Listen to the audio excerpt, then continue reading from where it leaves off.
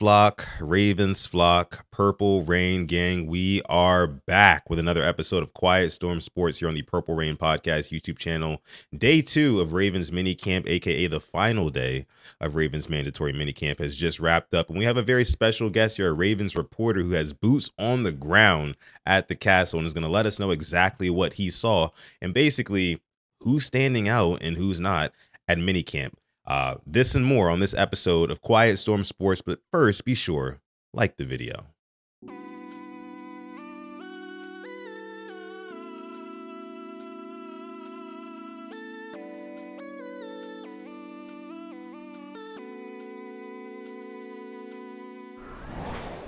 Yes, sir. Like I said, we are back with another episode of Quiet Storm Sports here on the Purple Rain Podcast YouTube channel. I am your host, Sutton Def. We appreciate each and every one of you guys for coming through. If you're watching live right now, shout out to you. Please be sure to like this video, subscribe to the channel if you are new as well. If you're part of the replay gang, special salute to our replay gang watchers. If you're watching, after the stream is over, we appreciate you guys for coming through and rocking out with us too. I need you to like this video, but I also need you to hype this video, right? There's options for both. Helps us out with the good old algorithm. We'd appreciate it. But listen, guys, like I said to start the show, we got a very special guest on today. Familiar face here at PRP on Quiet Storm. He's been here a couple of times, and we appreciate him each and every single time. His name is Cordell Woodland. Let's go ahead and bring him up on screen here. Let's clap it up for him. Cordell, welcome back.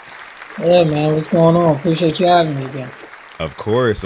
Always, man. Always love having you on. And, I'm doing well. And I think I'll be feeling better after this episode, after I get a little bit of your insight on what's been going on in the castle, in and around the castle, because like I was telling you before we went live here, like I think it's a little bit different when you're reading like these practice reports and, you're seeing even some of these clips online that people are taking than actually being their boots on the ground at the castle. So definitely appreciate you coming on so we can all pick your brain here. Listen, guys, I know the chat's probably going to be going pretty fast in this one. So for those of you guys who are watching live, if you do have a question for Cordell, I can try to catch it. If I don't, if you put like a super chat on it or something like that, maybe we can bring it up maybe at the end or something like that if you guys have a question specifically for Cordell. But appreciate the whole live chat as well. I see members in the chat. Members are in the chat. What's going on, y'all? Tila's in the chat, our moderator. We also have Glaucoma's in here as well. Ashley's in here. A lot of you guys are in here. Appreciate y'all for coming through as always. What up?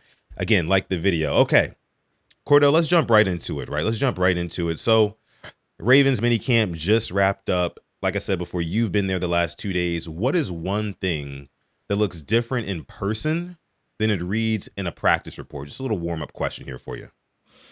Yeah, I would say the attention to detail I feel like that's something that's always talked about. This is the time of year for talking, right? You're always going to have all the right things said. But I will say at practice, you see it, obviously it's a lot of new with these coaches. So, and they're younger. I think that's helping with the detail, because with paying attention to the details, takes communication. And you talk to any of the players so far, that's the thing that it seems like they've been ranting and raving about, has been the communication process with these coaches. Kyle Hamilton today was talking about how there's no gray area in the defensive scheme. You had Lamar talking about how Declan Dole cussed him out for, messing up on a play. But even Zay, I think during OTA, Zay had mentioned, how talking to Declan Dole, the communication works so well because he thinks him being closer to them in age is a benefit in that regard. But it allows them to communicate a certain way. And so he can kind of speak the lingo a little bit, probably. He can understand certain things that Zay and some of these other guys are saying. And for Zay, he said, he feels like he has a clear and concise understanding of what's being asked of him. So, it just seems like there has been a true emphasis on the communication and the details. And when you watch practice, you do constantly see these coaches going up to players going up to coaches. It's just a lot of dialogue in between a lot of these plays and in between a lot of these individual sessions as they break up practice. Yeah. I mean, communication is everything. We say it a lot here on this channel. And the fact that you mentioned that, Zay Flowers and Lamar Jackson and some other guys, Kyle Hamilton, brought it up that with this new coaching staff, they feel like it's more of like an open door policy, right? That's what it feels like. Instead of there being like this multi-generational gap that you would typically have between, 20-year-old players and then 50, 60, and sometimes even 70-year-old coaches, right? Mhm. So I think that is very, very important that these guys are kind of like on an even playing field, and and they're seeing eye to eye in that way, because I think it'll bode well for just the camaraderie and the trust going into this season. And you mentioned something that Kyle Hamilton said, like there's no gray area, right? There's no gray area anymore. There was a lot of that, tons of that last year, I would argue, with John Harbaugh, especially on defense. I don't know if you remember. Well, I'm sure you remember. You've been covering all these games, but there were so many times where pre-snap this defense just looked completely out of sorts. Right. Right, they didn't know exactly what was going on, who was covering who was whose assignment was what. It was a mess. It was a mess, and I think what it led to was them being very, very gun shy and just kind of reactionary instead of being proactive. You know what I mean? I think Roquan Smith talked about that as well. He actually talked about a lot of things. He talked about the circumstances he can't control. He said that like 6 or 7 times yesterday at the mini camp thing. But neither here nor there. We do have a super chat donation. This one's coming from Asmodeus. Thank you so much for dropping the 5 piece in the chat, brother. It says Cordell. For the record, I agree about wide receivers, but what are your thoughts on bringing in another tight end? Pitts rumors and outside zone flexibility might work? Question mark. Yeah, I mean, look, and even what I was saying wasn't just exclusive to the wide receivers. I think pass catchers in general is a huge question mark, and I stand on what I said. It's only look, this everybody needs something. Even the best teams in the league, the Eagles have some sort of weakness. The Seahawks have a weakness. Everybody can get better, and I think for the Ravens, they lost a lot of explosiveness with some of the players they lost. I think the likely loss is a big loss. I do. So to their question, like could a tight end like a Kyle Pitts be that type of guy? I could see Kyle Pitts fitting in with this offense for sure. I do think that they um are going to be creative with the tight ends that they do have in their room. You might see tight ends flexed out wide, similar to how they used Likely flexed out in the slot, but you might see some tight ends in the X spot. Like it's a lot of different things that I think that they're going to try to do to utilize the personnel that they have. But adding a tight end, especially that has like that flex, that versatility that a guy like Kyle Pitts has, without a doubt, I think Kyle Pitts would be great in Mhm. this Ravens offense. We'll see if that's something that they do, but I don't anticipate Atlanta just giving Kyle Pitts away, nor do I really see the Ravens maybe paying what Atlanta would want in return for Kyle Pitts, considering the Ravens themselves just drafted 2 tight ends and gave Mark an extension last year. I don't necessarily see that happening, but definitely when you talk about that prototype, that body build and that play style, I think a Kyle Pitts type would definitely fit. Yeah, me too, for sure. I mean, you make a good point in losing Isaiah Likely. That's a lot of just pass catching, big playmaking ability that you're losing right there, because Isaiah Likely was literally a staple in this offense at times. You were Lamar Jackson. If you knew that Likely was on, he would just trust him. Back to back targets on different drives. That Chiefs game a couple of years ago comes to mind. The Bucks game, I think in Likely's rookie season, comes to mind. There were multiple times where it was clear and obvious that Lamar Jackson's number one target was Isaiah Likely. So losing him definitely does hurt. However, here's where I got to push back on you a little bit. A lot of people might not want to hear it, but I think Mark Andrews is going to have a resurgence this year. I really do. And I know you saw it yesterday at minicamp, the first day of minicamp, and let me know if I'm wrong, but apparently Lamar and Mark Andrews' connection looks just about as strong as ever. You know what I'm saying? Like, and is that fair to say based off of what you saw? I mean, it's Mark's always going to be a part of what they do. So yeah, I mean, he's Lamar makes a concerted effort to get Mark Andrews the ball. Without a doubt, I don't think that's going to change. Like, I think with Mark, he's going to be an impact player for them by default. It's what is his upside, I guess, at this point. Mark's athleticism is going the wrong way. I think when you hear the word explosive, and even Lamar today has said that he feels like this offense is going to be explosive, I Mhm. think you still need explosive players.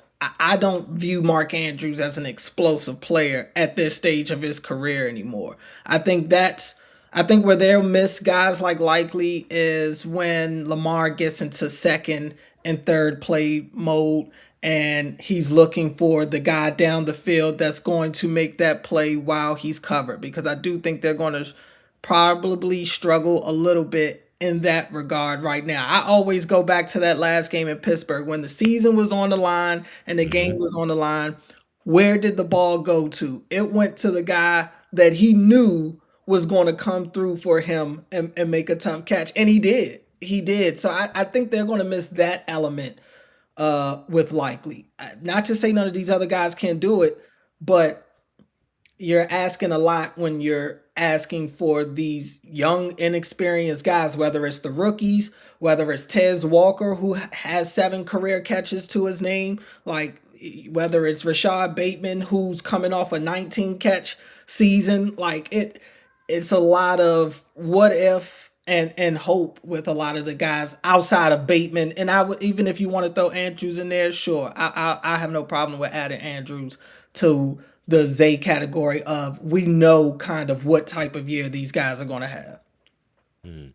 And you mentioned Zay Flowers. That's interesting you brought him up because I was going to go there next.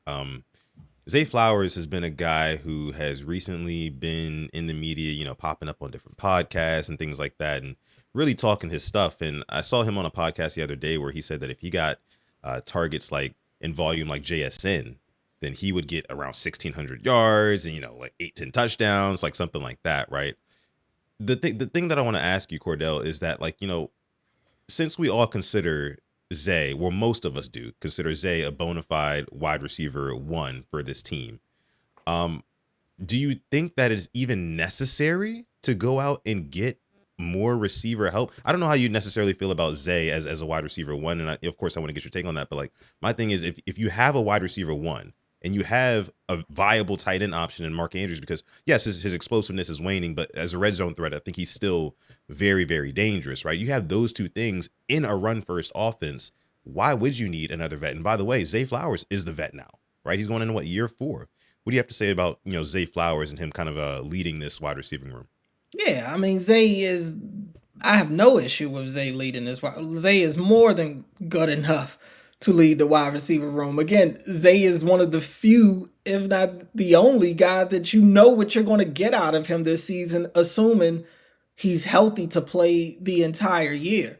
I think where it gets murky is you got to have other pieces that you rely on, and I think everything else is up for upgrade. I think everybody be other than Zay is upgradable. I think that there are veterans out there that and look, D Hop was used how he was used last year. I think they could have gotten more out of D Hop than what they got out of him, to be honest with you. But there are veterans that are available that aren't the typical Raven signed veterans that come to Baltimore and basically get stashed or relegated to like part time work. I think that I think a guy like even Keenan Allen, as old as he is, Keenan Allen is more than serviceable. Like that dude would actually be a chain mover. We're talking about a quarterback friendly receiver, reliable and tough catch situations. If you want to go up to the Debo or Stephon Diggs, like those types of guys walk in at minimum the second best receiver in their room. So these are guys that I'm talking about complementing Zay, not overshadowing Zay. I think Zay is, even if those guys came, Zay would still be wide receiver one or whatever. He'd still be at the top of the depth chart. I don't think that's going to change at all. But I think they need. Look, we've seen Lamar, Zay in the band. I feel like every time we get deep into the year, again, it's Lamar's 29. Like they just moved on from Harbs last year. They didn't make the playoffs last year. Lamar don't have an extension though. I just think we've seen the movie of, oh, Lamar supporting cast doesn't have to be but so great because you got Lamar. That ain't it. I just don't think that's it anymore. I think it's time to swing big. Even if you get the, like, you got to think about beating the best teams in the league right now. I don't think I think they need to add to Zay to help Zay out, help Lamar out, give them more options in the wide receiver room so that you're not solely dependent on two mid-round drafted rookies. Rashad Bateman, who again is I can't get over that. 19 catches in a year. I think Bateman's a heck of a talent. I do. And I think that's what frustrates me so much, that he had a 19 catch season. And a lot goes into that. That's not just him, but that ain't gonna fly. That ain't this ain't year two. You know what I'm saying? This ain't year Yeah, two. but I gotta push back on you on the bait thing because he went from averaging over 4 targets a game to about 2 targets a game. He got his Sure, target share basically cut in half. You sure. know, that I sucks. don't Like deny that's gonna. now. I've and one of the things that I have said that that I didn't like with the Monken offense in regards to Bate was it felt like Bate was simply relegated to being the deep threat. I don't think that outside of Lamar, I don't think there's another player in the offense that was more impacted by the bad O-line play than Rashad Bateman Mhm. because it eliminated a lot of the plays that go to him. It eliminated a lot of those big time down the field passes that he was getting the year before. So I do acknowledge that. I do acknowledge that I think he's going to be used better in a Declan Doyle offense. I think he can run the whole route tree. You go back to his rookie year, his rookie year, second year, Bates taking slants to the house. He can Yep. run the whole route tree. He's a great route runner. So I do think he's capable of more than that. But at the same time, he's also had trust issue because his quarterback has had trust issues with him. He's had issues with whether it's giving up on routes, whatever it is. Things seem to not go right when the ball goes his way. Sometimes a lot of things have to go wrong for you to have less than 20 catches in a season and play 13 games as the second best receiver on that team. So yeah, scheme was a bit of an issue. I will acknowledge that, but he's got to take some of that too, and he's just got to be more of a consistent player and more reliable. And that's just my thing. Outside of Zay, it's Bate and then the rookies. If it's a Super Bowl caliber team, it's tough for me to buy into relying on that. Mm. That's fair. Totally fair. Like you mentioned, there were two things working against him: the lack of him being schemed into anything else other than being a deep threat, and then also, like you mentioned, the lack of the offensive line production. Both of those things together was like a double whammy, and it's going to have you looking at Bateman a certain type of way. So I totally understand like why his value and his stock has plummeted over the last 365. But I do think I'm a firm believer that Rashad Bateman is going to bounce back in this Declan Doyle offense. I look at the Declan Doyle offense in Chicago that he ran with Ben Johnson. They were spreading the wealth. Like the target Hmm. share was not like lopsided or like a landslide like what you see in Baltimore, where Zay Flowers is commanding a third of the target share, and then um, Mark Andrews a little bit less than another third of the target share, and then everybody else just kind of you get in where you fit in. So I'm excited for Rashad Bateman. I am. I do want to shout out some super chat donations really quick. We got Mad Rasta who said Mark is a non-factor, Zay and the gang. Fire emojis. Appreciate that, Mad Rasta. And then Chris M, a member here in the chat, says the dead debate talk gets more action here than play. Oh my goodness, Chris. Chris is a known Rashad Bateman hater. It's all good. So shout out to Chris. I appreciate you for coming through, and thank you so much for donating. We appreciate that. And I You won't be mentioned. there. Go It's ahead. no Yeah. Bate hate. I think Bate is. I always, if anybody's has listened to me on my show over the years, I think Bateman's potential is there. I think the talent is there. Anytime I talk about him during camp, I'm always saying like this looks like possibly the best receiver on the team today. So that's a bit of my frustration with Bate. That it's like we're waiting. We're still waiting. That's my problem. Yeah, I can totally understand that. I mean, what is it, year 5 for Bateman, and we still haven't really seen him be consistently good, right? That 2024 season, I'm definitely hanging on to by a thread because, 9 touchdowns, 11 if you include postseason. That put him in the top 10 for touchdowns scored by wide receivers that year. We can get that Bateman back. We just need the offensive line. And that's something that, because I want to toss it back to a mandatory minicamp here and talk about what you saw. But, you can't really assess the trenches all that much because they don't have the pads on yet. We got to wait really until training camp to see that. But what I want to ask you now, just kind of going off of these, because we talked about Zay and Bate, the vet wide receivers on this roster. I want to ask you this. Who looks closer to being more useful early, like a day one starter? Would it be Elijah Sarratt or would it be Jacoby Lane? I've heard a couple of things you've said about both in some of your videos. So I'm very curious to know which one do you think is going to be more day one ready come season time? Yeah, I mean, to be honest, what I thought after the draft compared to what I thought now is a little different. I feel like Sarratt has the tools and the resume and just from watching Sarratt throughout his collegiate career, I think he's probably more day one ready. But Lane seems to be the guy that they are trying to give first dibs to, if that, I guess between those two guys. It just, How at can you least tell that though?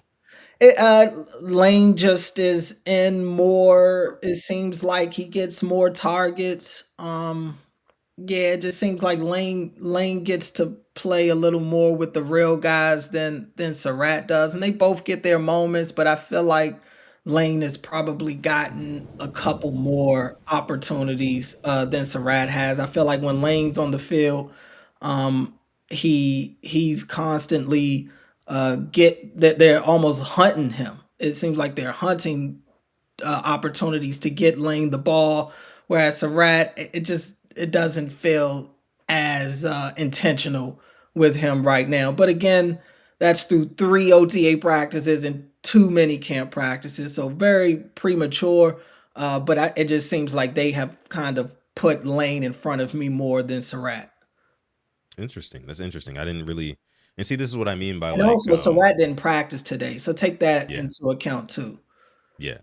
But yeah, that's what I'm saying. Like, this is what I mean by like when you're actually there, things look different than when you're just reading the practice reports. So no, we definitely appreciate that information because I didn't know that personally. That they're kind of favoring Lane over Sarratt in terms of opportunities, at least early on here in OTAs and minicamp. But it makes sense. I mean, you drafted Lane in the 3rd round, you drafted All Sarratt right. in the 4th round, so natural order of succession there. He's going to get more looks and opportunities. So I get that. But I was of the school of thought that Elijah Sarratt was a little bit more put together than Jacoby Lane. Of course, Jacoby Lane being 6'4" and some change or whatever it is, and having 10.5-inch hand size, like huge hands, right?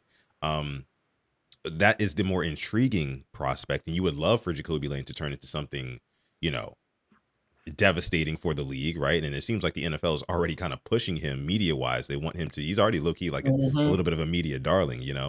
So maybe you will see Jacoby Lane early on, like maybe in some 11 personnel looks, and you have Zay Flowers, Bateman, and maybe instead of Tez Walker, you have Jacoby Lane out there before Sarratt. So we'll see, of course, by the time the season comes. But very interesting tidbit of information right there. All right, so let me ask you this. What player out of the offense and the defense would you say looks like they belong more than people realize right now? Like rookie wise. Yeah, I mean rookie wise, or I mean it could be anybody really. Somebody that maybe the media is just not talking about too much, but you've had your eye on them these past 2 days and in OTAs, and you're just noticing things that like, hey, look, that guy looks good. He's gonna be good. Um, Offensively, I would say 2 guys offensively. One, I'll go with Randall. Hmm. Randall intrigues me. Uh, I think his size is he's not Derrick Henry. Nobody is in terms of like just stature. But when those guys all stand together, Lane looks like the one that is closest to Henry for sure. So I'm intrigued by him. It's tough. He's one of those guys where again it's tough to really see what he's doing. He's a running back. They don't have the pads on. Like you don't really know what it looks like for him. But when I see him when I see him running around out there with the ball and I see him hitting the hole, he looks the part to me. So that's one that I'm kind of excited to see with the pads on and see him in some preseason games. Another one, and he's been here for a while, and this is kind of the time of year where I feel like he always kind of makes some plays and flashes to us, and in camp sometimes too when he gets chances. But Dayton Wade has taken advantage of the opportunities he's gotten. Guys like throwing him the ball. He catches it more times than not. But I just think he's so boxed in because the guys that we know are going to be on the depth chart are, they're much higher than him. Dayton Wade is probably like the eighth guy on the depth chart. He's not a returner. He doesn't give them the special team stuff. So um it's unfortunate for him because I actually think he can play. I'm not sitting here saying that he should be a starter in the NFL or anything, but without a doubt, I think the dude could play wide receiver in this league. On the defensive side, Zion Young for sure looks the part. Without a doubt, that dude looks the part. He looks like he's been in the league for a couple of years, just build wise. I mean, for sure. Um, Another one that I would say, uh, you know, I want to make sure I don't say the wrong first name. Robert. I always sometimes say Roger, but Robert Longerbeam. Mhm. Again, he's kind of had to remind some of us that he's still on the team. So he had an interception, he had a pick six in OTAs, he had a pass breakup again today. He's jumped out. Marquise Robinson today was another solid day for him. He's had his chances to make some plays. So yeah, those are probably the guys that I would say. Trying to make sure I don't. I mean, it's a couple people I could name, but those are the guys. I don't really name trenches because they're not in pads. It's tough to really see much. I know I named Zion Young, but that's just because that dude is a freak of nature. Yeah, definitely looks like a freak of nature. That's for sure. I mean, and on top of that, he is super energetic and super loud. And Jesse Minter used the word eager, right? So I mean, I would guess. I mean, I'm not there, boots on the ground like you are, but I would guess he's probably one of the loudest ones in practice, right? I know they're playing music during the workouts and Hmm. things like that, so you can't really hear. There's a lot going on in the field, but I would assume like in that group, he's super high energy. So love to hear that about Zion, and I cannot wait. I cannot wait, Cordell, until those pads come out, and especially okay once the Ravens start doing some of these joint practices, right? We have ones with the Commanders, right? And I understand you're a Commanders fan, I think, right? Yeah, Yeah, yeah. I mean, I'm born in DC, so it is what it runs through the veins. I root for my for sure. hometown team like everybody else, but yeah. Thankfully, I don't cover them. I can be completely unbiased. When if I covered them, I don't know if I'd do as good of a job. I probably would cover them like a fan. Be a little bit of a conflict of interest, huh? Yeah, I probably would be too negative to be honest with you. Yeah, I mean, it'd be like that. Trust me, I get it. I get it. Because that's how I am sometimes on this channel about our Ravens. I'm not gonna lie to you, but no, I can't wait for those joint practices with the Commanders and the Vikings. Coming up here in about 6, 7, 8 weeks, something like that, something like Mhm. that. But I did want to address this really quick. This one was our last super chat donation coming from Chris. She says, "Can we talk about the quotation Cordell coming from Zay Flowers last week? People have been wondering, you know what I mean? We kind of touched on it earlier though. He said he's still standing on his point, Chris. He's still standing on that point that the Yeah. wide receiver room still needs some help, right?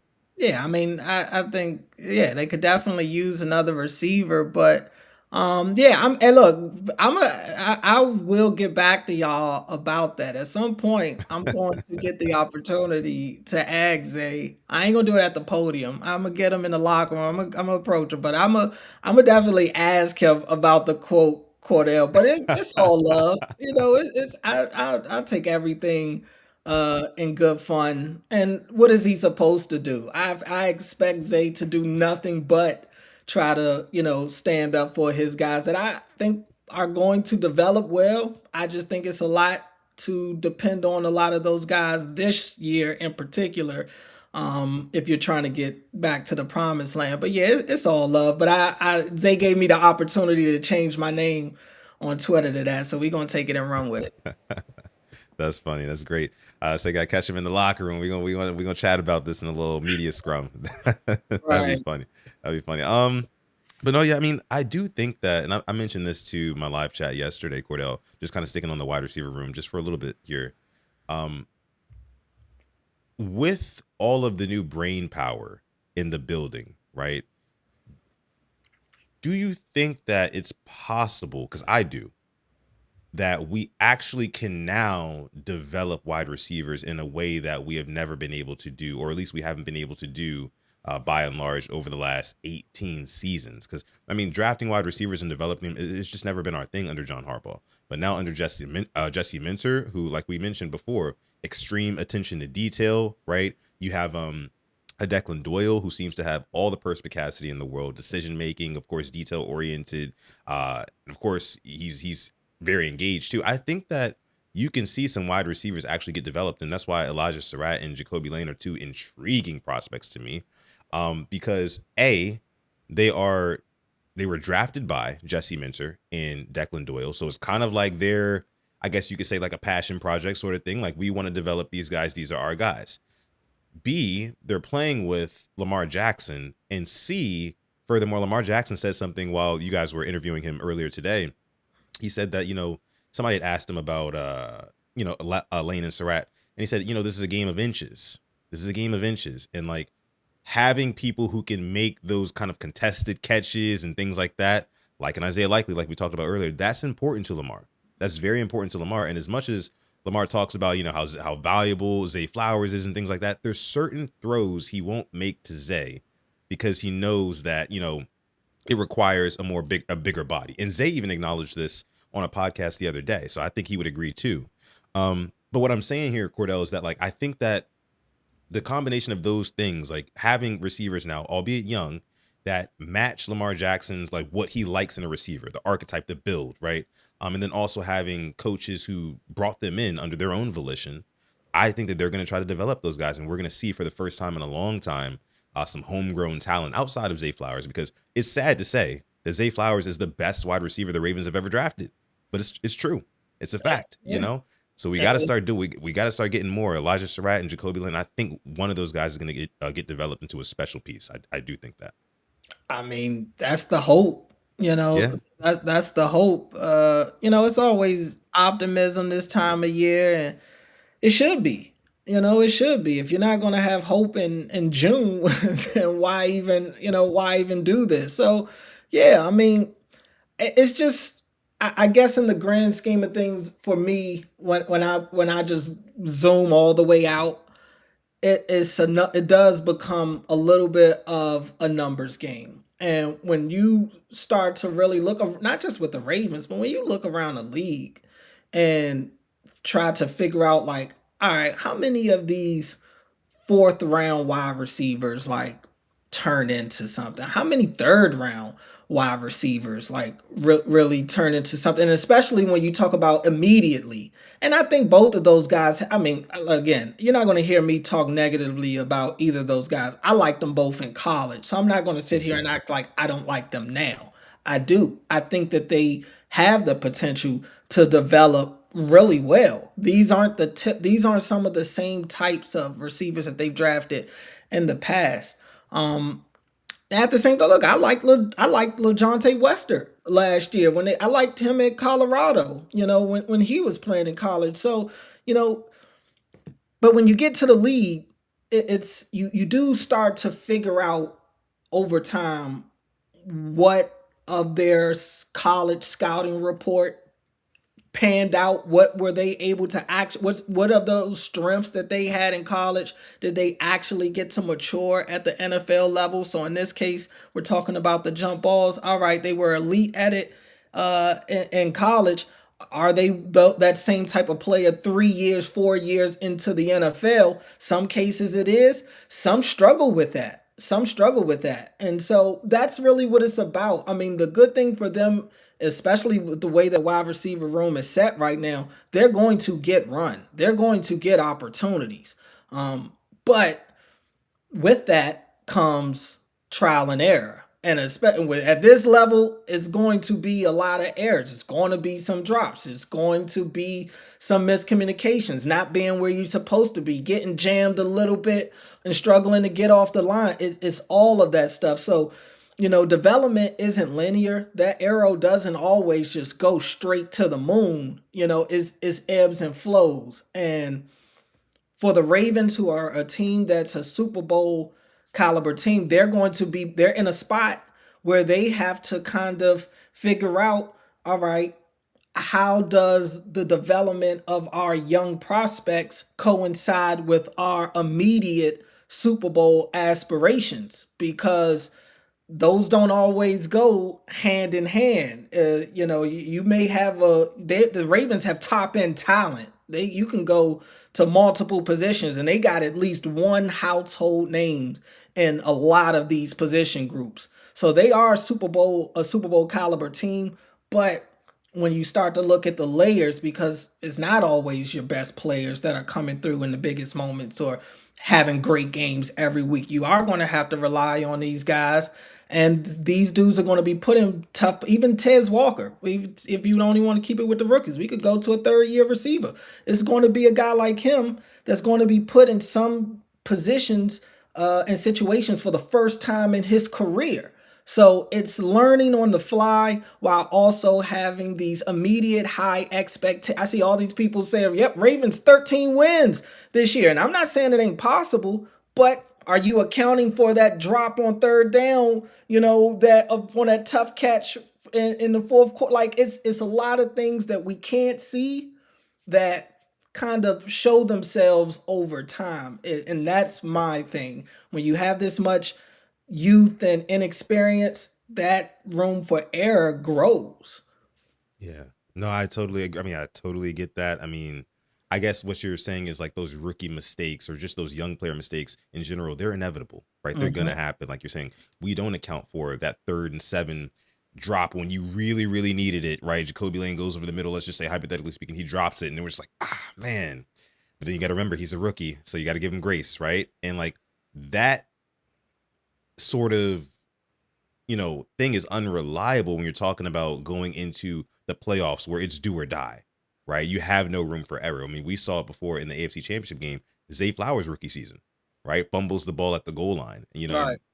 It's just those rookie moments are inevitable. So I agree with you There'll be there. great ones. There'll be good ones. Like you For brought up sure. plays. They had plenty of great rookie moments. So you Oh have great yeah. moments in that game. You know what Yeah. I'm saying? So it's the balance. It's the tug of war of Yeah. that. The inconsistency of, he just made that great he just mauls 2 guys, but then he just dropped, he dropped or didn't get both feet inbounds on Yeah. it's the back and forth. But I also do think, Cordell, that like the opportunities for those mishaps to happen will be decreased just by nature of how this offense is run. Like I said before, like this is still a run first offense. This offense is still primarily going to be in the hands of Lamar Jackson, but also Derrick Henry, All right? right. And now that he's running behind a seemingly on paper better offensive line, I mean, the dude finished 2nd in rushing yards behind what we trotted out there last year at O-line. Now he's got a 1st round pick, the best guard in the draft, Vinga Ioane, who I'm not sure he's going to play left or right guard. Maybe we can get into that, but John Simpson as well. Of course, Stanley, he's, I still think he's got a little bit left in the tank as well. I think that the run game will really be able to kind of hide some of those rookie mistakes, and we'll be able to lean on teams with the run. And guys like Zay Flowers, when it is time to throw, guys like Mark Andrews, the seasoned vets, even Rashad Bateman, those guys will step up. And then naturally, a lot of the pressure, I think, will be taken off of a Jacoby Lane or an Elijah Sarratt or a Tez Walker, for example. And when it is time for them to make a play, I think that they will. It's just the thing, if you're asking them to make plays consistently in your offense, eventually you're going to have those mishaps and those rookie mistakes, those plays that they wish they could have back, that sort of thing. I totally get what you're saying there. Totally get what you're saying. Let's go ahead and move on here. To this pass rush, right? I want to talk about the pass rush really quick because last year, Cordell, I mean, this was an abysmal pass rush to say the least. Let me just start there.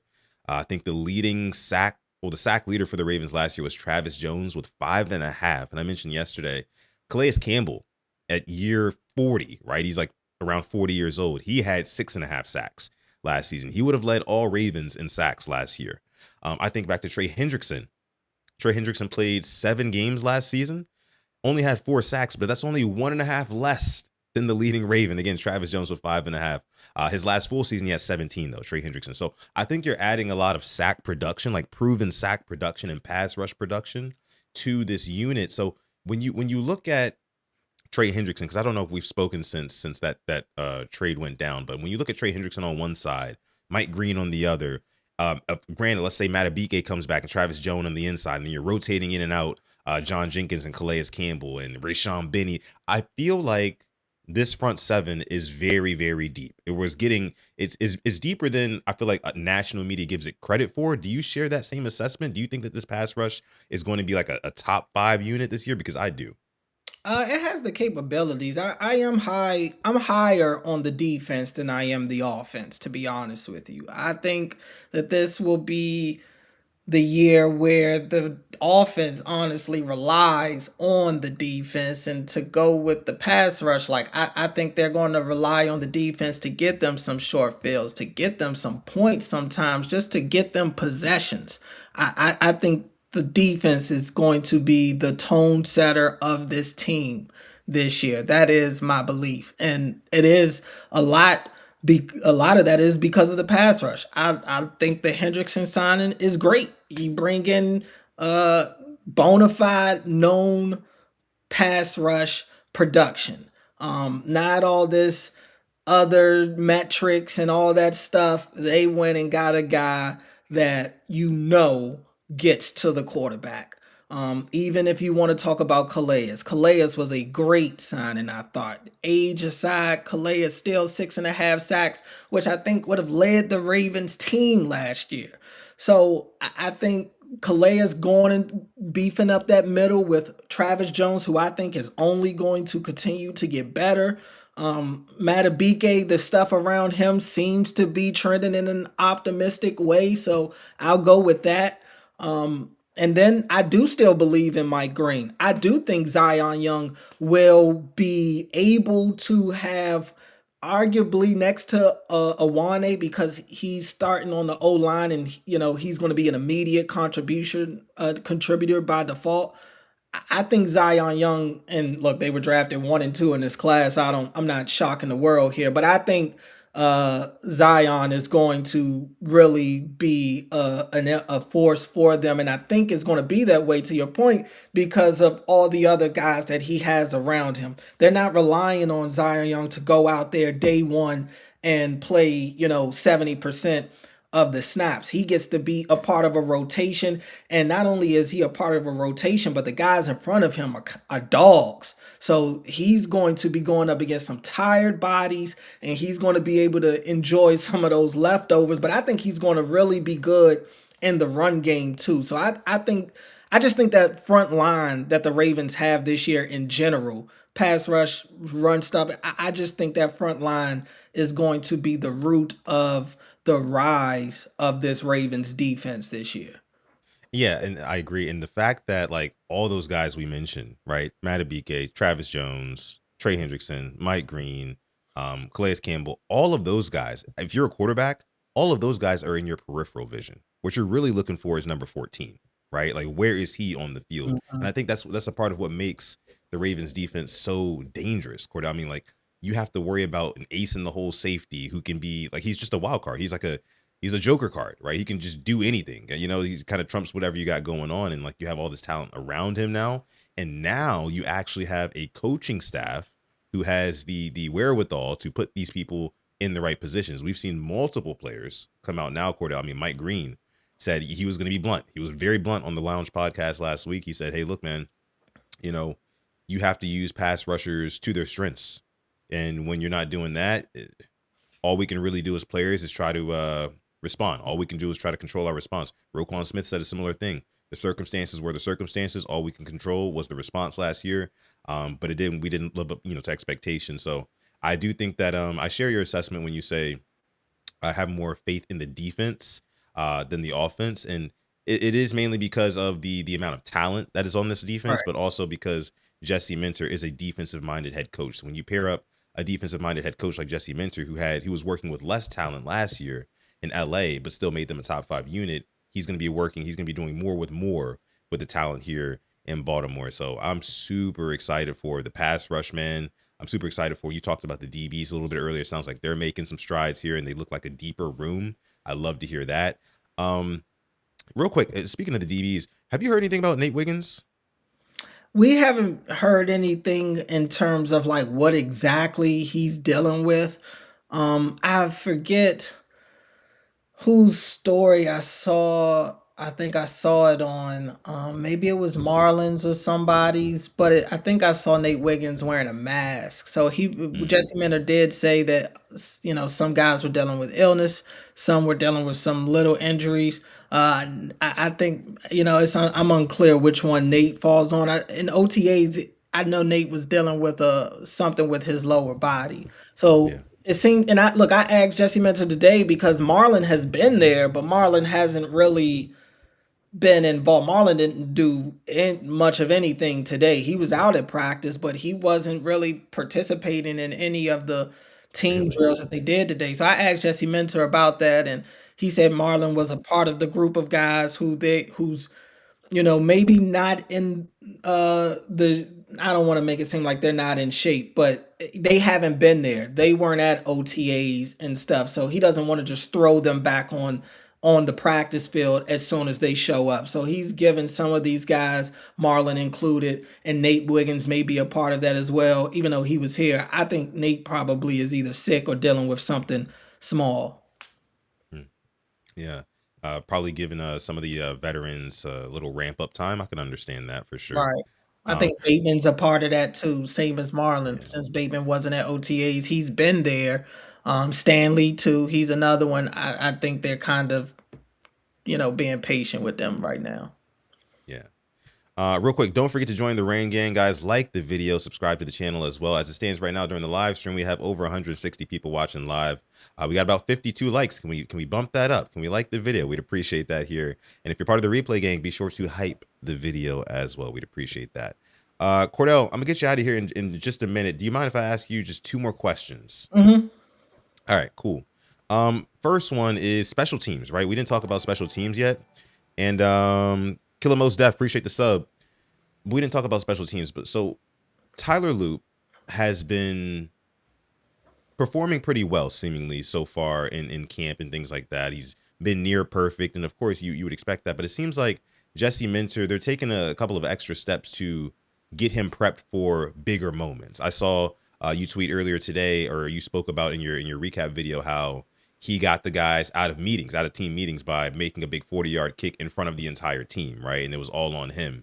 He was also asked about the Steelers game last year, how it ended the season. What's your outlook on Tyler Loop? Do you think that the Ravens should feel comfortable trotting him out there as the starting kicker? I do personally. Or do you think that they should bring in some competition for him at the very least? Yeah, I mean, look, I think Tyler Loop is going to be the kicker for the Ravens this year, competition or not. I don't see a scenario where he's not their kicker in week one, but I would still bring in some sort of competition. I think you have to do everything you can to put him in as many uncomfortable situations as possible.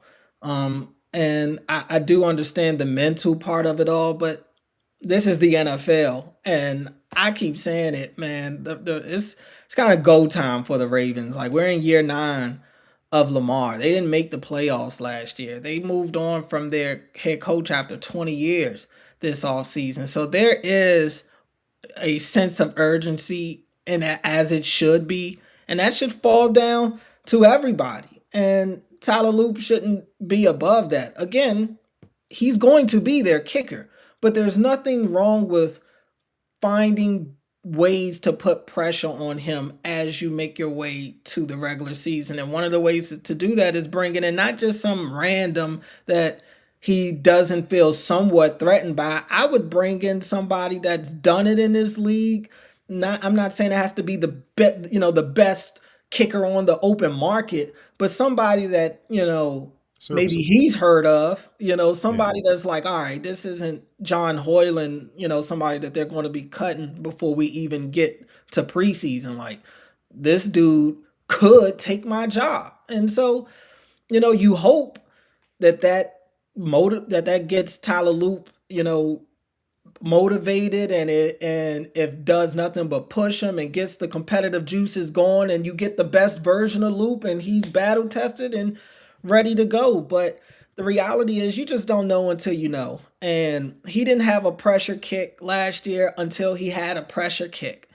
And we saw how that went. So in reality, and he even said it today, it's not much you can really do in practice to simulate the same type of pressure that he's faced, in week 18 in Pittsburgh with the season on the line. There's no way to simulate that. So I think the best thing that they can do to kind of get those competitive juices going for him and for their own sanity, figure out what, is the best option you got.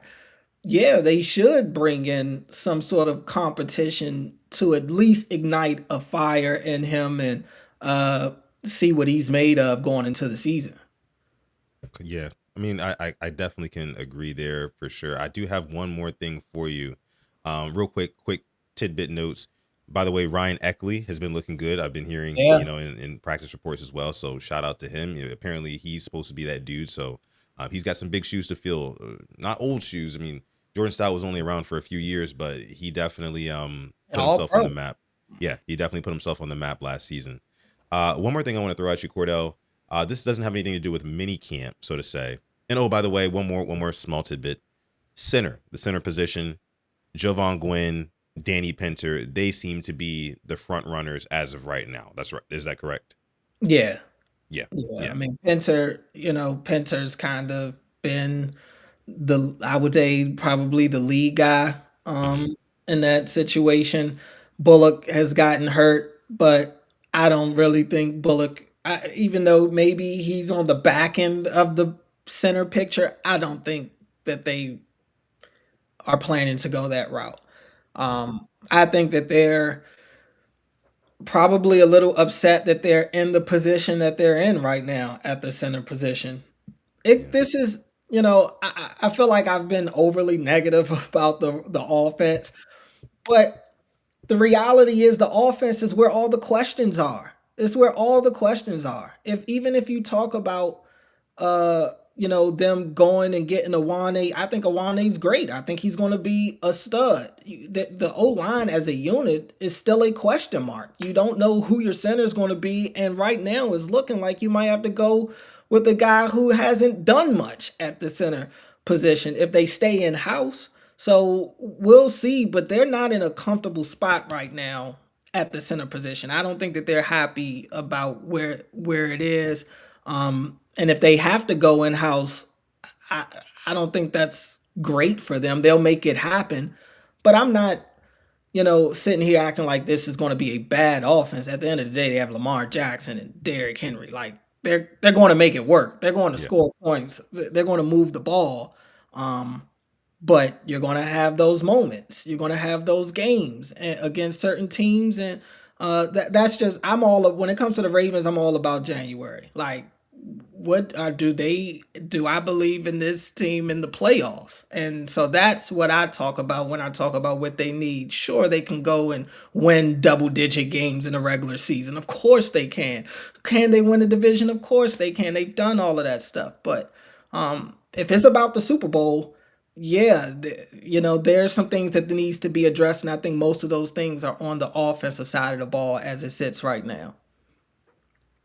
And that's fair. That's fair. I think the only kind of question marks you can argue that the defense has is like maybe like cornerback depth, right? And Sure. even still, that's a stretch, I think. But yeah, outside of that, the defense looks pretty. I I mean, mean, you've got linebacker depth is probably a linebacker depth, real yeah, question, for sure.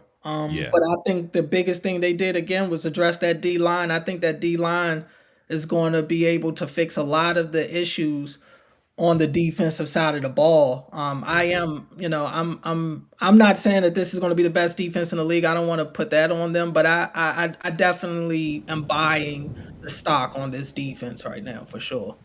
yeah. I mean, I am too. I definitely am too. Another super chat donation says, "I'm late. Cordell, is Adisa Isaac alive?" Says Dylan Bauer. He is alive. He was out there warming up yesterday. I didn't see him today. Maybe somebody else did. Just because I didn't see him doesn't mean he wasn't out there. But he's not doing much. He, like I said, he warmed up, but I didn't see him really involved in definitely anything team wise. If he did some individuals, I didn't see him doing it. I think he's doing very little these days. That Adisa Isaac situation, it's a weird one to say the least.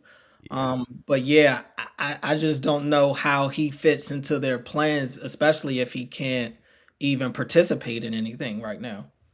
Yeah. I mean, that's what I've been saying. I mean, like Adisa Isaac is a guy who I still, again, I can't put a name to a face if I wanted to, right? With Adisa Isaac. That's how infrequently I hear about him. But anyways, last thing I wanted to throw at you here was Lamar Jackson's contract situation, right? We got a little bit of an update today on what the price may be for Lamar Jackson's next extension because the Chiefs just extended Patrick Mahomes 2 years. So his deal is worth over $500 million, the first NFL contract to be worth over or valued at over $500 million.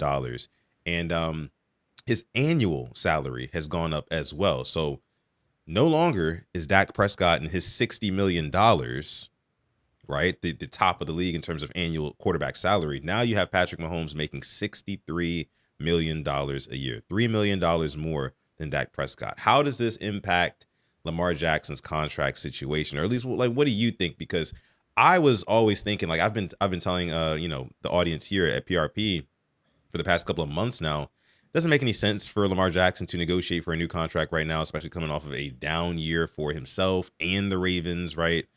He wants to bet on himself again, like he always does. But I do think that, let's just say the Ravens were to get double-digit wins in the regular season, and let's say they win a couple of playoff games, but maybe they don't ultimately make it to the Super Bowl.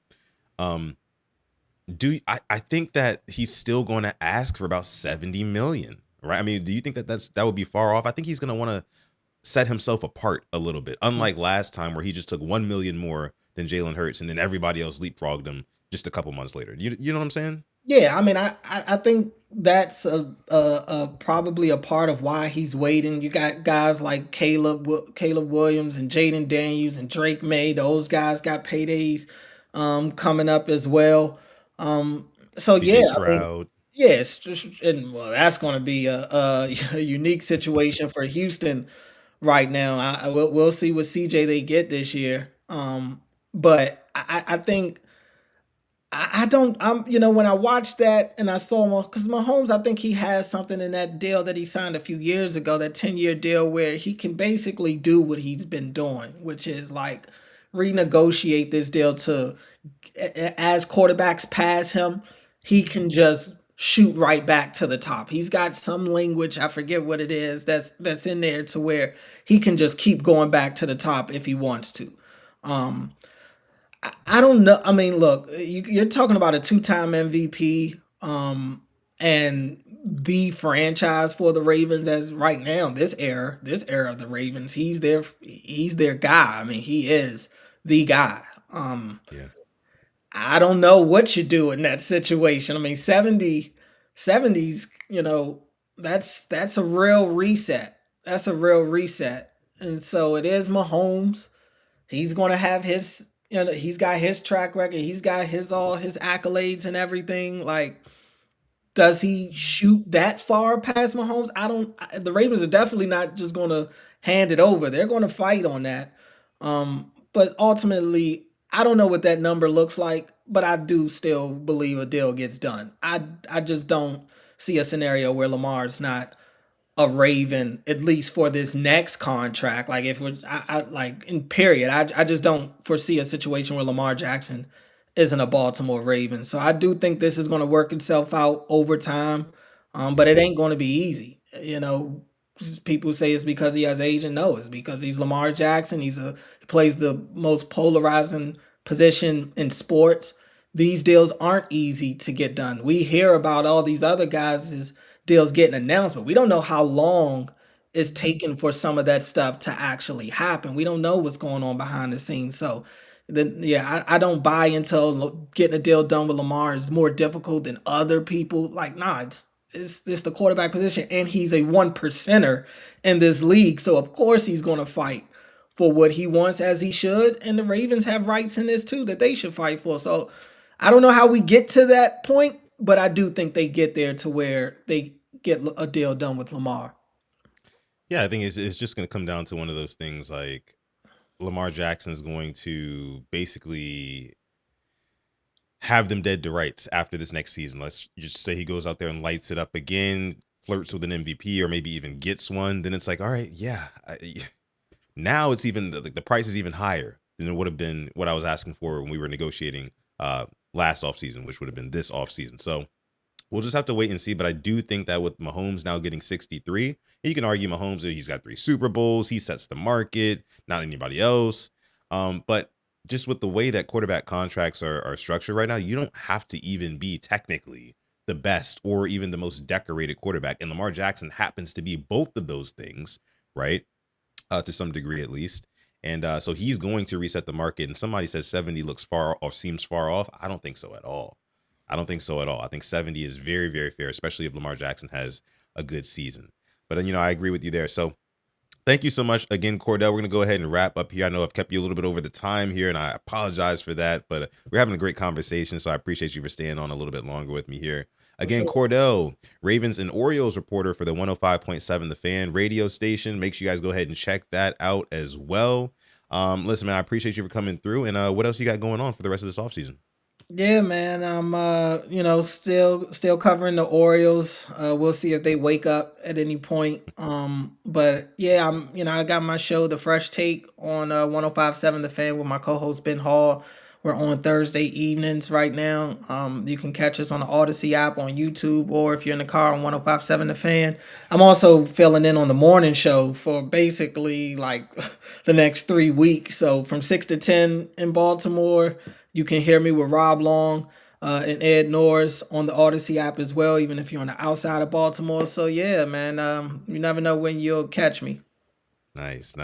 And again, it's good to hear from you, man. I appreciate all of the good insight you've given us on the mandatory minicamp. Again, let's clap it up for Cordell for the one time. Clap it up for our guy Cordell Woodland in the house, joining the Rain Gang once again.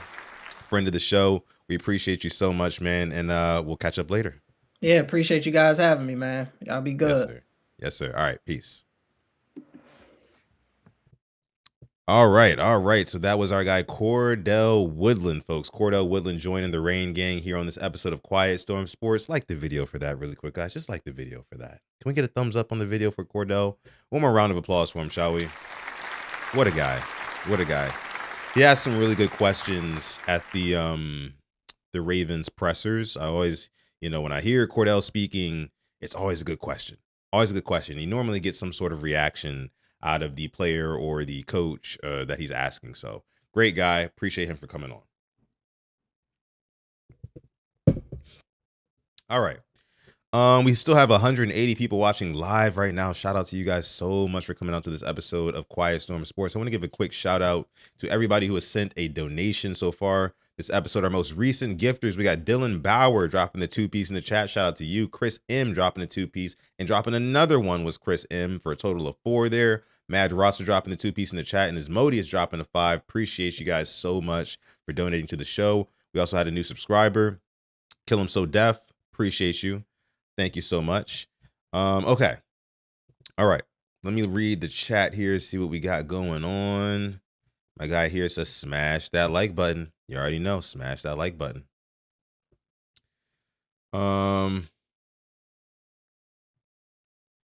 Chris M says in the chat, says I'm not going because Sutton still tried it. What did I try?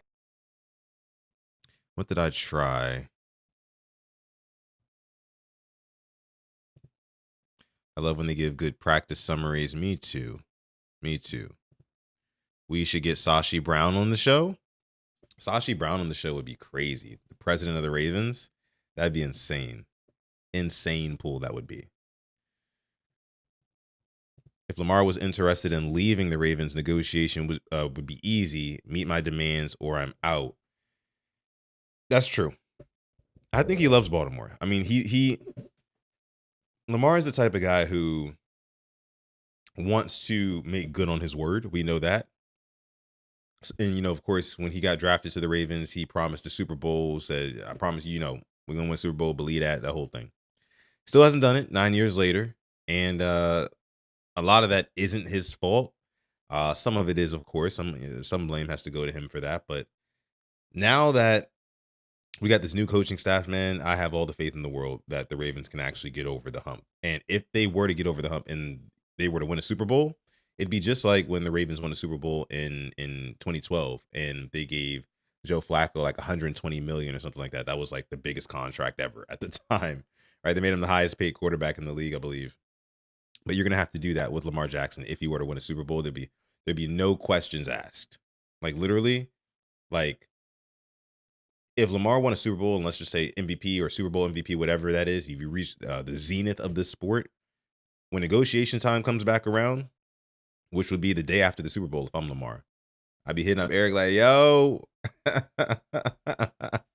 you see what I just did, right?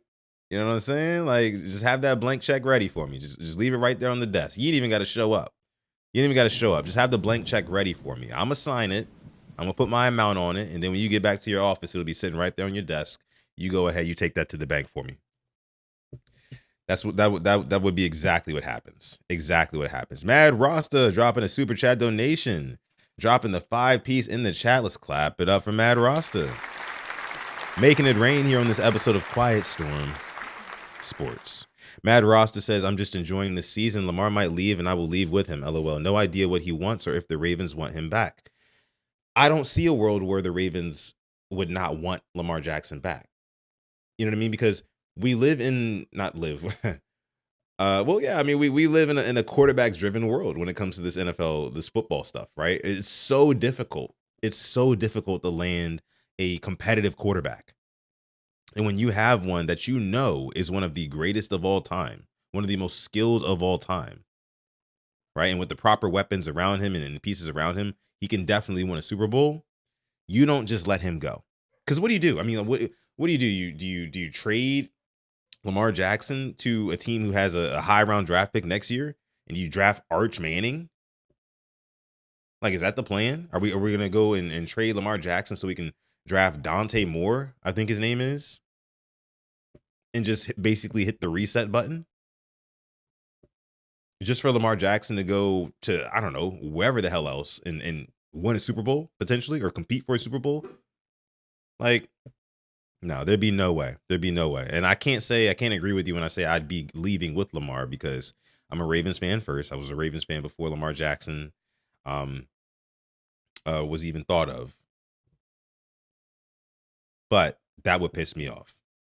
I would be right there, pitchfork, rioting in the streets, right there with you guys. Right there with you guys. But thank you so much, Mad Roster, for the super chat donation. We appreciate that, man. Best nation donation. Isn't that what they say? What's Mahomes' doppelganger? I think it's Dylan Raiola. Dylan Raiola is Mahomes' doppelganger, his lookalike. Let me see. Yeah, Patrick Mahomes is signed now through 2033. 2033. They got that boy Mahomes in a 360 deal, don't they? They got that boy locked up for life. They said, you're not going nowhere. I mean, but that works for them. I don't see why you wouldn't do something like that. Like Cordell mentioned, like they put him in a contract where basically he can, is super flexible, right? Yeah, he's making a butt ton of money over like a decade, but it makes him super flexible with the cap, man. And he still gets paid and the Chiefs can still use money on different talents. I think it's beautiful. Amazing for them. Another super chat donation. This one's coming from Dylan. Let's clap it up. Dylan, appreciate you, brother. Dylan Bauer in the house dropping the 5-piece. Dylan says, get EDC on the show so I can tell him to get us a center and a real cornerback one in Tucker back. Okay, you and this Tucker thing, Dylan. we got to knock off the Tucker talk. We got to knock off the Tuck talk. All right, it's over with for your boy Justin Tucker. Again, if he was still a viable candidate at kicker, he'd have a job by now. And who knows? Maybe he still will get picked up by some team whose kicker is struggling like hell in training camp. We'll see. But he will not be a Raven. He will never be a Raven again. Definitely would tell EDC to get us a center.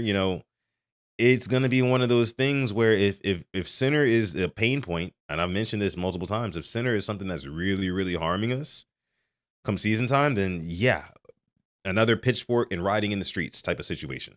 Because as fans, us end of the bar fans, us end of the bar fans have been more respected recently, and I respect that. I love that. But us end of the bar fans, we'd be rioting. Because why did you not address center at all? You went with checks notes, Danny Pinter and Javon Gwynn. And shout out to those guys. I hope that one of them pans out. But fact of the matter is, we have no idea none of you guys knew who those guys were before the Ravens picked them up. And if you did, you're an NFL degenerate.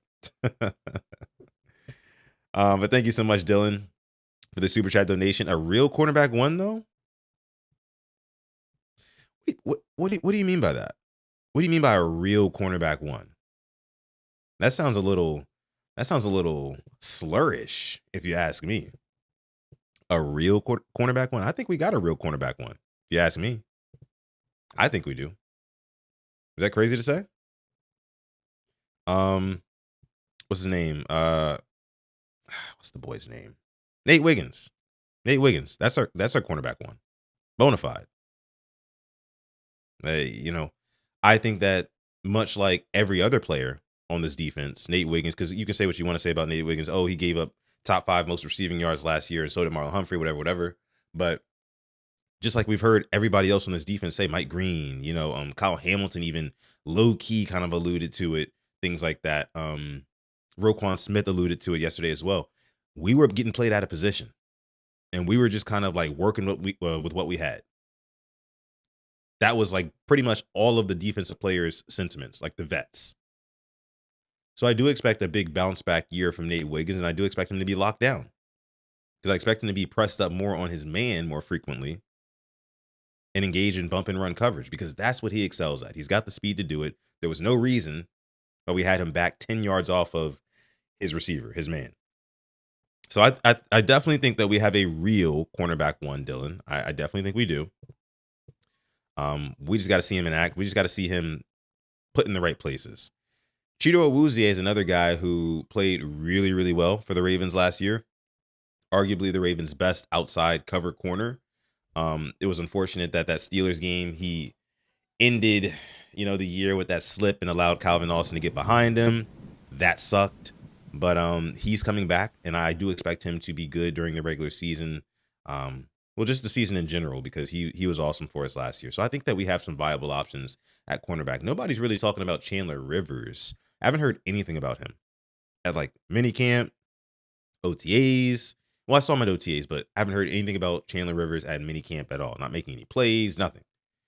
You guys let me know if I'm missing something. I don't think I am, but it feels like I am. Feels like it. Another super chat donation coming from Dylan. Says Nate is a cornerback 2 in my opinion. But why though? I mean, because if you feel like, I feel like if you feel like Nate is a cornerback 2, I'm going to assume you're saying that because of his size, right? He's not the biggest guy, right? You definitely wouldn't, play him at like nickel or anything like that. But like, if you think that Nate Wiggins is a cornerback 2, you probably also think that Zay Flowers is a wide receiver 2. I feel like those two things kind of correlated. Don't ask me how, Dylan, but I feel like they do. But thank you again for the super chat donation, brother. We appreciate you. TY in the house says, fix the pass rush. Does not matter who your corners are. Chargers started 2 5th-round guys last season at corner. And yeah, like I mentioned yesterday, and like Cordell mentioned earlier on this episode, yeah, that defensive line and them basically being like the defensive line being dominant is like a domino effect. The D-line being dominant causes a domino effect on the defense. Can somebody write that down for me? The D-line being dominant causes a domino effect on the defense. Might have to coin that one. But it's true. It's true. Because if that D-line is getting after the quarterback, you could have me back there playing corner or safety. If I'm looking in the backfield and every time the opposing team's quarterback is under duress or on the ground, makes my job a whole lot easier. Whole lot easier. So when you put talented guys like Nate Wiggins out there, of course, Marlon Humphrey, I do expect him to maybe not have a resurgence, but I expect him to have a decent season, better than last year. I think the defense is going to be really good, guys. It's going to be really good. Let me see. Bo Knows says it's not Harbaugh's congregation being preached down to. It's a collaboration teaching environment where players are partners.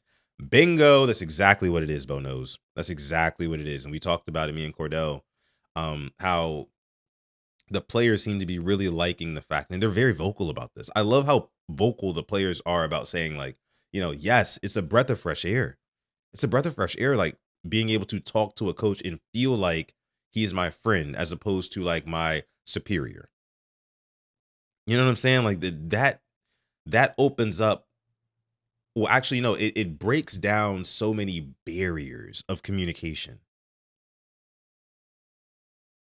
Right? It breaks down so many barriers of communication that you would have when you're going, when you're dealing with these 20-something-year-old kids, essentially, in the league, and their coaches are, again, like I was telling you earlier, 50, 60-year-old, 70-year-old coaches. A multi-generational gap like that, there's going to be a barrier in communication. There's going to be a divide there. You're just not going to be able to, you can't relate to what I'm really thinking, what I want to say right now. And you as a coach, you're going to say what you want to say to me. I might not relate to it. I might not get it because you're saying it from a perspective that you've always been known and taught and from your generation. But here I am, it's kind of getting mistranslated to me. So I just feel like, that, like we mentioned, Bo knows the collaboration between the coaches and the players is going to be something that this offense and this defense, this team in general, I think is really going to benefit from because it builds that trust. It builds that trust. Trust. I just said trush. Trust. Dylan Paul is in the house. What's up, son? What's going on, Dylan? What up? Let me see. A non-traveling cornerback one is useless on reps when their wide receiver one is lined up in the slot. Lions cooked us with St. Brown. Yeah, and this is a reason why I feel like you're going to see some competition for that nickel DB spot. I do. I feel like Marlon Humphrey, he's going to get the nod because he's, most tenured player on this team. Him or Mark Andrews, one of them. He's getting paid a boatload of money, right? So he's going to get his opportunities, but don't be surprised when other guys out there start making plays. Chandler Rivers might be one of the guys, right? They might start making plays, and then next thing you know, Marlo might start getting phased out. He might start getting phased out. But yes, when you have Marlo in the slot and he's asked to cover some of these high-end wide receiver ones, he gets cooked. He gets cooked a lot. Right up the seam, you can run right by him.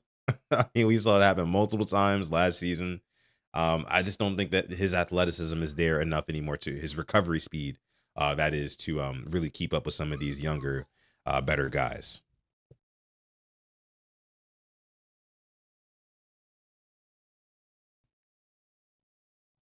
Ronnie got the most tenure?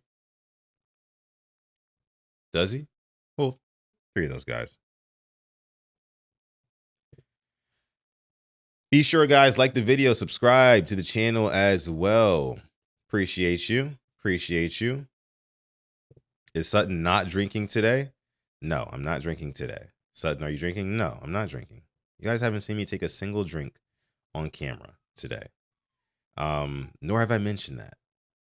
Tomorrow, possibly tomorrow, I'll do a Thursday night happy hour stream. I think the Ravens might put out another Ravens Wired episode. I think they were teasing that with like Calais Campbell. So if they do, then maybe I'll do a happy hour episode after the main pod tomorrow. By the way, we have a special guest coming on the main pod tomorrow with me and Alex. So make sure you stay locked in. We still got more great Ravens content coming your way. Be sure to like the video, hype the video if you're part of the replay gang, and subscribe to the channel as well. And turn on notifications. Turn on notifications so you're notified anytime that we go live here on this channel. But yeah, like I said, guys, maybe Thursday night I'll do a happy hour stream, but definitely Friday. Definitely Friday I'll do another one because those are a lot of fun. Those are a lot of fun. Last week's was super fun, especially like the overtime part of it. We started talking about just anything. It was a good time. It was a good time. All right. Could have been before I got here. No, not today. Not today. I probably will after this because this finals game is getting ready to come on. As a matter of fact, yeah.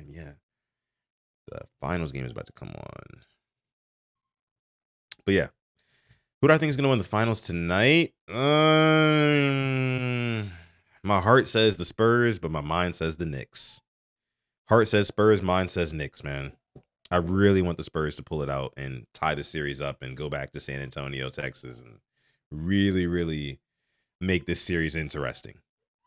So let's go Spurs. Let's go Spurs. Let's go Spurs. Bo Knows says, if Beaks is Beaks, defense will be top 3 minimum, but more likely number 1. Yeah, I mean, it all starts with Nnamdi Madubuike. Let's just be real. It all starts with Nnamdi. That just is what it is, you know. Nnamdi Madubuike, once he went down last year, the rest of the defense really just kind of like imploded, right? Because like I mentioned, like, I mean, the defense is built from the ground up, from the inside out. If you don't have those guys on the interior, right? I mean, what happens if you slip away the foundation right from underneath your house? Everything else collapses on top of it. Everything else collapses, and that's exactly what happened when Nnamdi Madubuike went down last year, right? Like the rest of the defense just kind of imploded. Kyle Hamilton was trying to hold it together, right? Trying to like do everything on the defense, basically like be the manager in the department store when half your workers called out. You know what I'm saying? He was trying to do everything, be everywhere all at once. But, you know, and then you guys remember when Kyle Hamilton went down? Remember when Hamilton went down in that Steelers game? Man, and our defensive efficiency just plummeted right in the toilet. It was crazy. It was crazy. So yeah, most important players on that defense by far, Nnamdi Madubuike and Kyle Hamilton. If I had to rank top 3 most important players on defense, number 1, undisputed, Nnamdi Madubuike. Undisputed. Number 2, Kyle Hamilton. And number 3, I'd have to say most important, I'd say Trey Hendrickson now. Because he's going to be the closer. He's going to be the closer. When the Ravens go into fourth quarters with leads, he's going to be the guy who is getting the opposing team's quarterback on the ground and forcing turnovers on downs, forcing 4th and longs and things like that. Yeah, so those are the top 3 most important players on this defense as it stands right now. I'll repeat one more time. Nnamdi Madubuike, number 1. Kyle Hamilton, number 2. Trey Hendrickson, number 3. Let me know down below in the comments if you're part of the replay gang who yours are.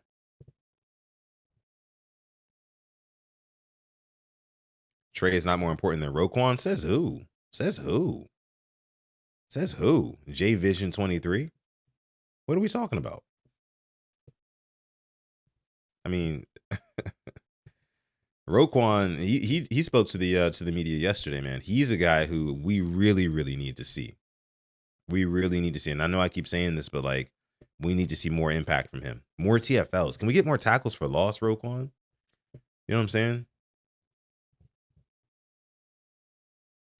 Y'all really forgot what Roquan did for our defense. Well, what did he do last season?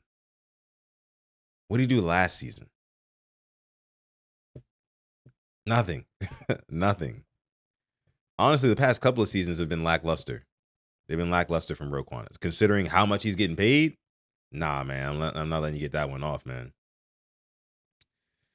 0 will be there for sure. It all starts up front. And that's what I mean. It all starts up front. All starts up front. How Roquan can't even barely do his job without those guys in the interior, Nnamdi and Travis Jones, because somebody's got to keep Roquan clean, right? Somebody's got to keep Roquan clean. So that's my point. That's my point. Anything else we had in here, NFL wise, or anything of the like? The Dolphins reached an agreement with center Aaron Brewer. It must be nice to have a good center. Be able to extend a good center. Must be nice, right? Eagles signed former Bills defensive end AJ Epinesa. I haven't heard that name in a minute. So now he's an Eagle. That's interesting. The Eagles have released defensive end Zadarius Smith from the reserve/retired list, allowing him to become a free agent and sign with a team if he chooses to continue his NFL career. Interesting. Can I interest any of you guys in a Zadarius Smith reunion? Anybody? A Zadarius Smith reunion? Because when you think about it, I mean, I feel like everybody else, besides maybe Eric DaCosta, everybody else, like the coaching staff from that time when, he reneged on coming here or whatever happened, none of those coaches are in the building now. Whole new coaching staff. Clean slate. I mean, hell, bro. I mean, I say maybe just, how did he do last couple seasons? Let me see. Zadarius Smith. Let's take a look at that, chat. Let me see. All right. Pull up his stats here. So 2025 season, only started in 2 games, played 5. Only 1.5 sack last season. His sack numbers have been going down steadily.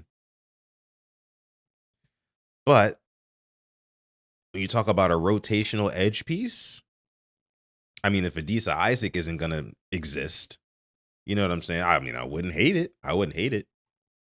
Is it a necessity? No. But would I hate it? No. Especially if it's for the right price. Quit trying to spin the block. I got you. Let me stop.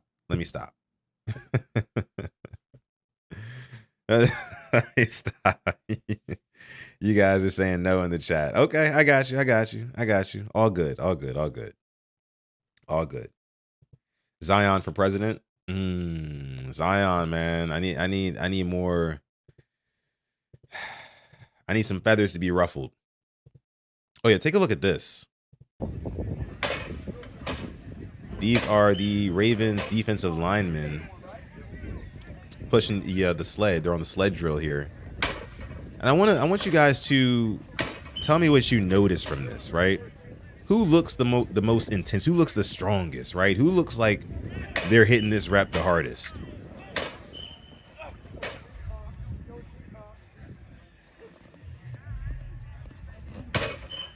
Power, man. Power. Listen, I'm gonna just say this right here, okay? Rayshon Benny, one of the Ravens' last picks in this past draft class, defensive lineman. He undoubtedly looked the best in this drill to me.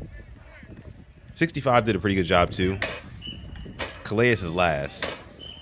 But watch number 99 right here. He lifts the sled with power. And he sheds it with power.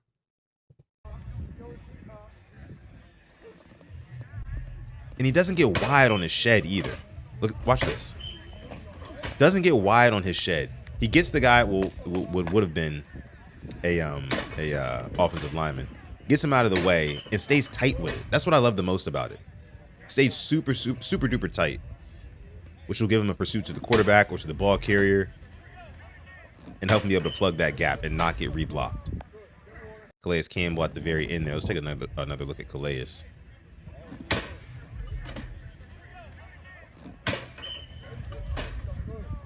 Good old Calais, man. 6 foot, whatever the hell he is, man. I cannot wait to see him play football for these Ravens again. Oh, I tell you. I do.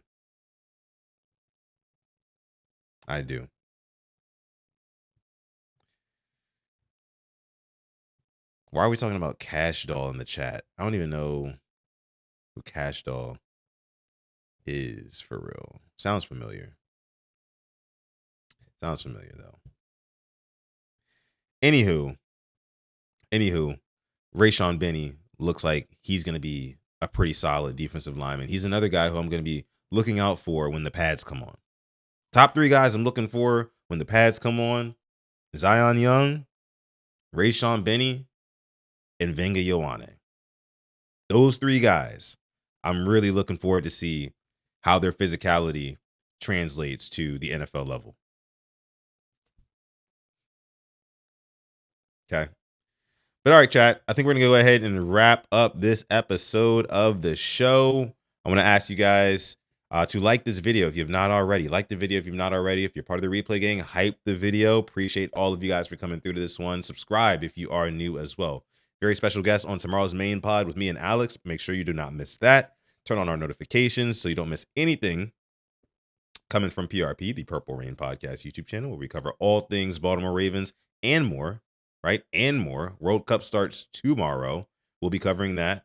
NBA Finals, still covering that ongoing. Make sure you check out our channel for content on that. And then you got some MMA fights this weekend. UFC is on the White House lawn. However you feel about it, it is going down. It is going down. I will be covering that as well on this channel too. So appreciate all of you guys for coming through to this one. Love y'all. Brain gang. Stay positive. Test negative. You guys know all the usual stuff. Call God. Right? And may purple rain. I'll see you guys in tomorrow's episode. Peace.